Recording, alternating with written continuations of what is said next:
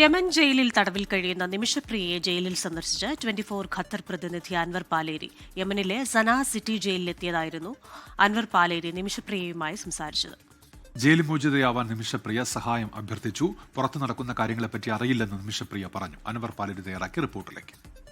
ഞങ്ങൾ ദോഹയിൽ നിന്ന് പുറപ്പെട്ട് തന്നെ നിമിഷപ്രിയയെ നേരിൽ കാണുക, ഏതെങ്കിലും തരത്തിൽ അവരെ മോചിപ്പിക്കാനുള്ള ഒരു സാധ്യത, അവസാനത്തെ സാധ്യത ഉണ്ടെങ്കിൽ ആ സാധ്യത കൂടി പരീക്ഷിച്ചു നോക്കുക. കാരണം കാന്തപുരം ഉസ്താദ് ഉൾപ്പെടെയുള്ളവരുടെ ഇടപെടലിനെ തുടർന്ന് വധശിക്ഷ തൽക്കാലം ഫ്രീസ് ചെയ്തിട്ടുണ്ടെങ്കിലും അത് ഉടനെ നടപ്പാക്കുമെന്ന തരത്തിലുള്ള വാർത്തകൾ ഇന്നലെയും മെനഞ്ഞാനും കഴിഞ്ഞ 2 ദിവസങ്ങൾക്ക് മുമ്പൊക്കെ പലതരത്തിലും യമൻ മീഡിയകളിൽ വ്യാപകമായിട്ട് അറബിക് മീഡിയകളിൽ പ്രചരിക്കുന്നുണ്ട്. ഈ സാഹചര്യത്തിൽ വളരെ പേടിയോടും ആശങ്കയോടും കൂടിയാണ് വന്നത്.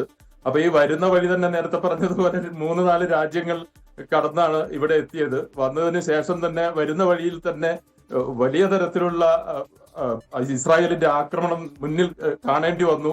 അത്തരമൊരു അനുഭവവും കടന്നു. പക്ഷേ ഇന്ന് ഇവിടെയുള്ള ഇതിൽ നമുക്ക് ഏറ്റവും എടുത്തു പറയേണ്ടത് ദോഹ കേന്ദ്രീകരിച്ച് കഴിഞ്ഞ കുറച്ചു നാളുകളായി വലിയ തരത്തിലുള്ള ചർച്ചകൾ നടക്കുന്നുണ്ടായിരുന്നു. സുബൈർ മുല്ലോളി എന്ന് പറയുന്ന ഒരു കോഴിക്കോട്ടുകാരൻ, അദ്ദേഹം ഖത്തറിൽ ഇത്തരത്തിലുള്ള നിയമ കാര്യങ്ങളൊക്കെ ചെയ്യുന്ന ഒരു മനുഷ്യനാണ്. എന്റെ വളരെ അടുത്ത സുഹൃത്തുമാണ്.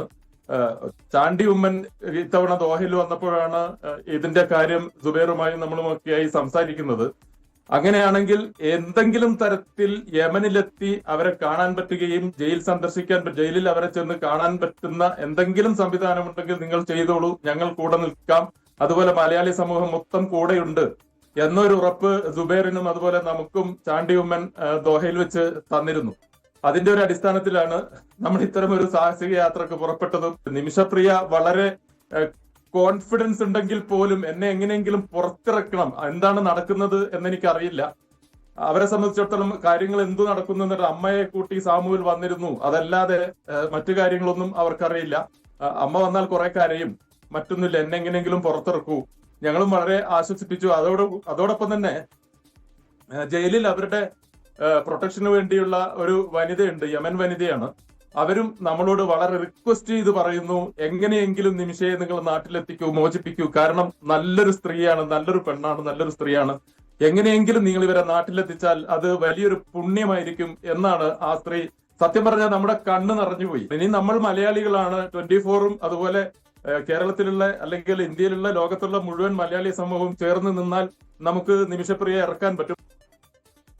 ലോകത്തെവിടെയായാലും ഏത് സമയത്തും 24 വാർത്തകളും ഓഗ്മെന്റഡ് റിയാലിറ്റി പാക്കേജുകളും എക്സ്പ്ലെയിനറുകളും വിശദമായി കാണാൻ ഞങ്ങളുടെ യൂട്യൂബ് ചാനൽ നിങ്ങൾക്ക് സബ്സ്ക്രൈബ് ചെയ്യാം.